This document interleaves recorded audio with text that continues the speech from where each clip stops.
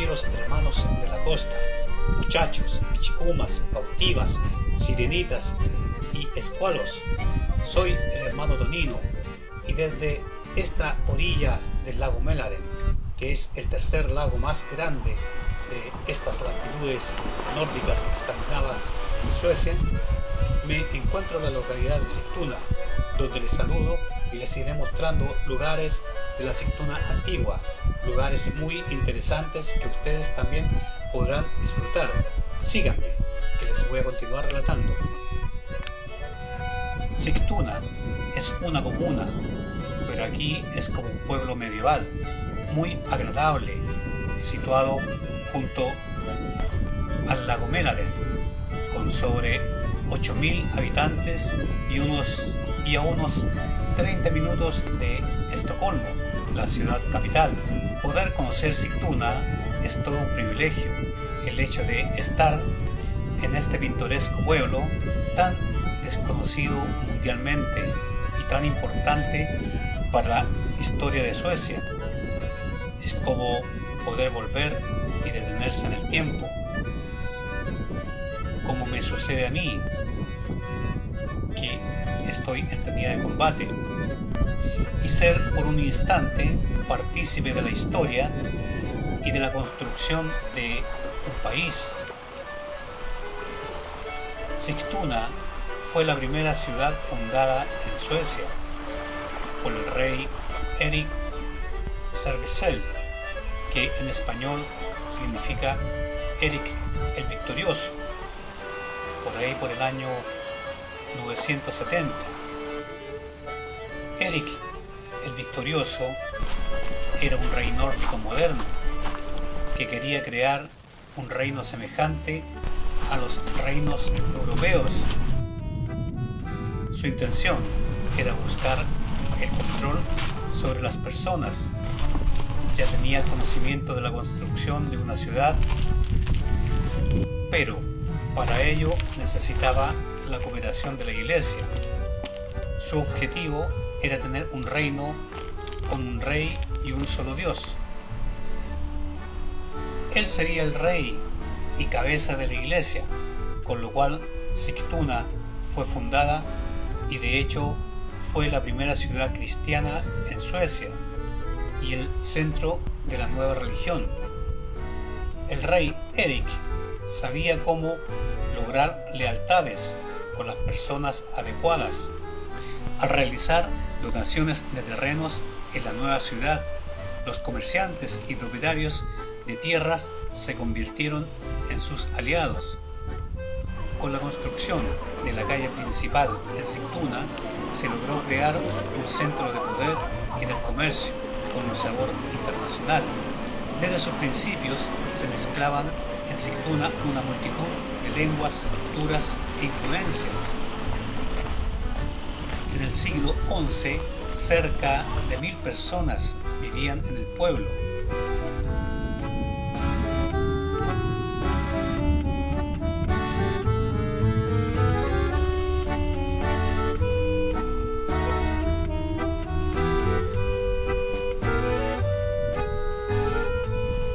Los hallazgos arqueológicos comprueban la existencia en Sigtuna del comercio de bienes exóticos de Bizancio, Rusia, Polonia y Ucrania. Todo indica que hubo muchos residentes internacionales permanentes que contribuyeron con sus conocimientos, habilidades y contactos. En sus primeros siglos de existencia, Sigtuna fue residencia de la corona y centro comercial. En el año 1187, esta fue atacada y destruida. Pese a su reconstrucción, su importante papel fue sustituido por otros centros como Uppsala, Estocolmo, Visby o Kalmar. En ciudades hechas de madera, tales como esta, Sigtuna, en la actualidad, numerosas casas y granjas han ardido a lo largo de los años. La estructura original de la ciudad se conserva en gran medida hasta los días de hoy, que ustedes pueden ir apreciando cómo se mantiene. El centro de la Sigtuna actual es aproximadamente el mismo tamaño y forma que tenía cuando fue fundada, lo que hace que sea un lugar único en Suecia. Sigtuna es la primera ciudad en que, además de haber sido la primera ciudad oficialmente reconocida en Suecia, también fue primera en muchas otras cosas que les iré comentando a lo largo de este relato. He comenzado este recorrido por Sigtuna, visitando Storgatan, como comúnmente es conocido, que para nosotros viene a ser traducido la calle Grande, su calle principal y primera calle construida en Suecia.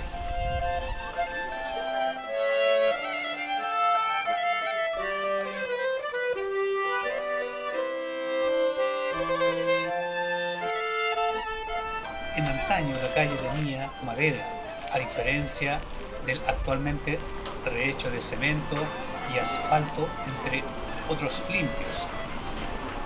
En la actualidad, Storgatan o la calle Grande mantiene su extensión original y corre de la misma forma que desde hace más de 1000 años. Está revestida por pintorescas casas de madera con tiendas, restaurantes y cafés. Fue en esta pequeña localidad donde se acuñó la moneda en Suecia a finales del siglo X por el rey Olof Eriksson. Erik Segersol, el victorioso, el fundador de Sigtuna. Sabiendo que reyes cristianos europeos habían acuñado monedas en sus territorios, el rey Olof decide tomar la misma iniciativa. Trajo plata y maestros de Nueva Inglaterra a Sigtuna para que iniciaran la labor, y en el año 995 se estableció la moneda de Olof, la primera moneda de Suecia, con la imagen real en una cara y la cruz cristiana en la otra.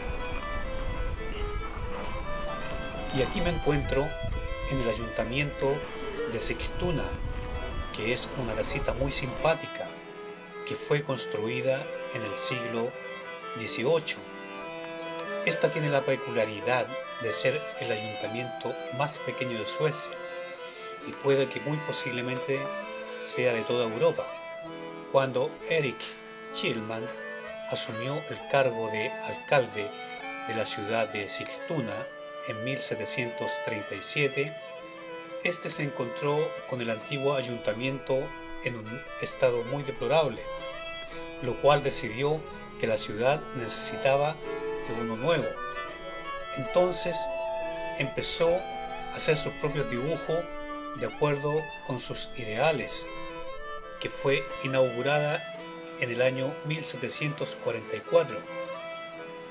La mayoría de los muebles y otros objetos proceden de los años 1740 y 1750. Y es así como ustedes se pueden ir formando una idea cómo era esta hermosa ciudad pequeña, que era como un pueblo medieval.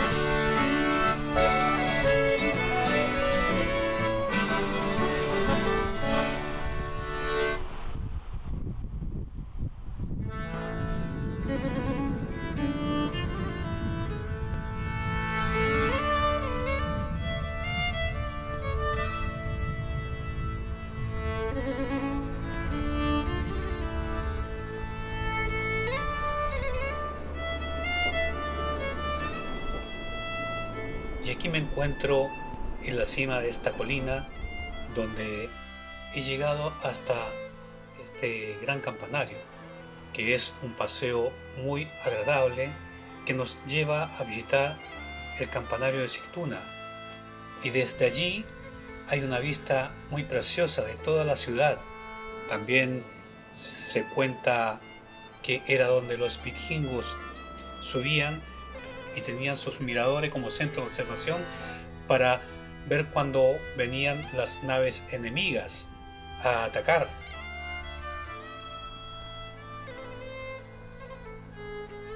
Este campanario fue instalado en la ciudad en 1608 y tenía 2 campanas. En 1722 se remodeló el campanario para añadir una tercera campana, más pequeña que las demás.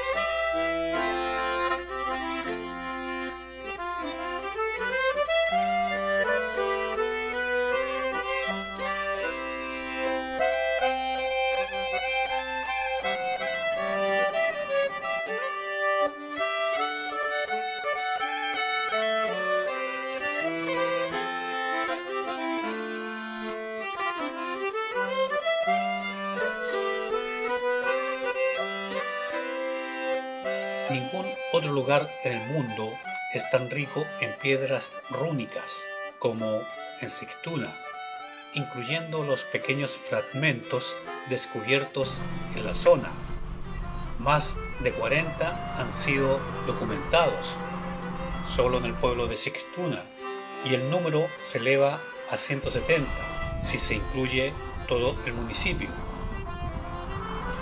Muchas de ellas se encuentran marcando los márgenes de las antiguas carreteras y otros ejemplares se pueden ver en la ruta de las piedras rúnicas en Sigtuna, que están a simple vista para todo el público en los diferentes lugares que uno recorre. Las piedras rúnicas no son lápidas en el sentido habitual, sino piedras conmemorativas. La mayoría de ellas son explícitamente monumentos cristianos, independientemente de si llevan cruces o no. La tradición de levantar piedras rúnicas como un monumento son de la época vikinga.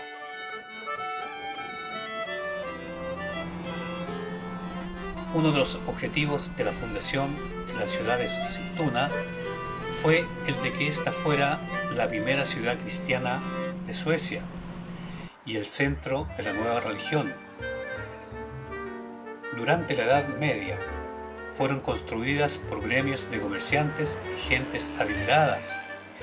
En la actualidad solamente permanecen las ruinas de 3 de ellas, las de San Pedro, San Lorenzo y la de San Olof, en la cual me encuentro en este momento. La construcción de la iglesia de San Olof comenzó probablemente en la primera mitad del siglo XII. Esta y sus restos han sido objeto de varias excavaciones científicas. Durante los años del 2001 al 2005, cuando los investigadores han tenido curiosidad por la notable arquitectura de la iglesia, en las excavaciones se han descubierto que los restos de la iglesia que hoy descansa en un edificio antiguo, tal vez la iglesia de piedra más antigua de Suecia.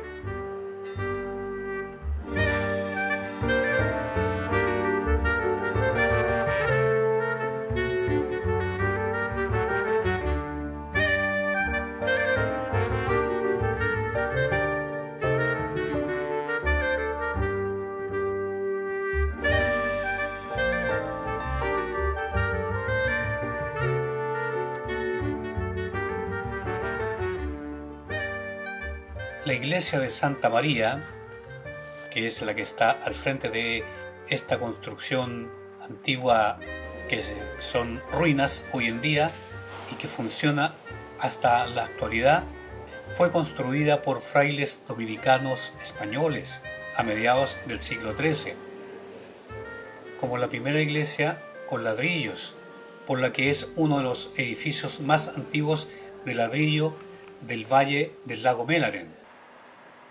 La iglesia de Santa María fue parte del convento hasta la Reforma protestante y la disolución de los monasterios en el siglo XVI. Hasta los días de hoy sigue abierta y en funcionamiento como iglesia parroquial de Sigtuna.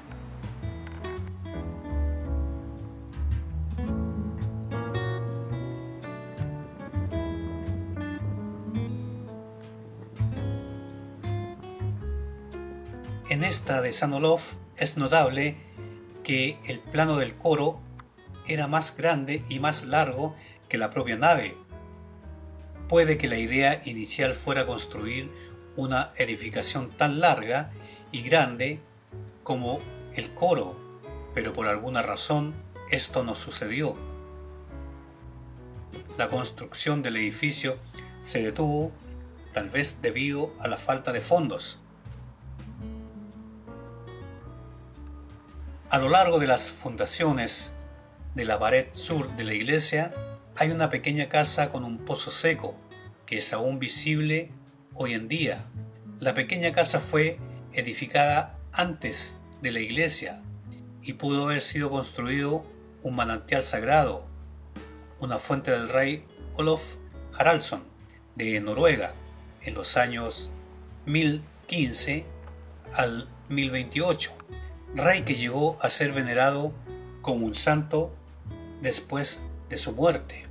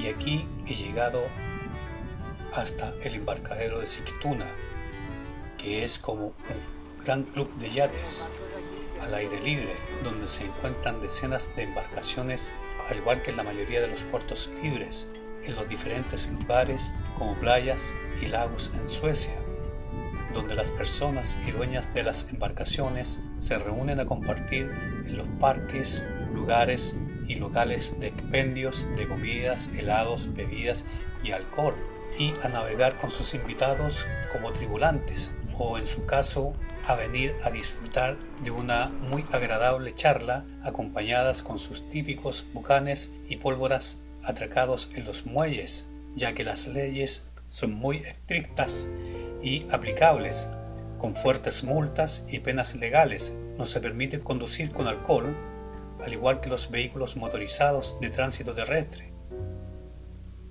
Y cuando el tiempo también es muy agradable, poder hacer la tan entretenida y amena vida social al aire libre. Un detalle muy importante: esta es una parte del lago Mälaren, que es un gran lago de Suecia. Este es el tercero más grande del país y ocupa un área de 1.140 kilómetros cuadrados, con una profundidad media de 13 metros y una máxima de 76 metros. La bahía más oriental del lago está en el centro de Estocolmo y este desemboca en el mar Báltico.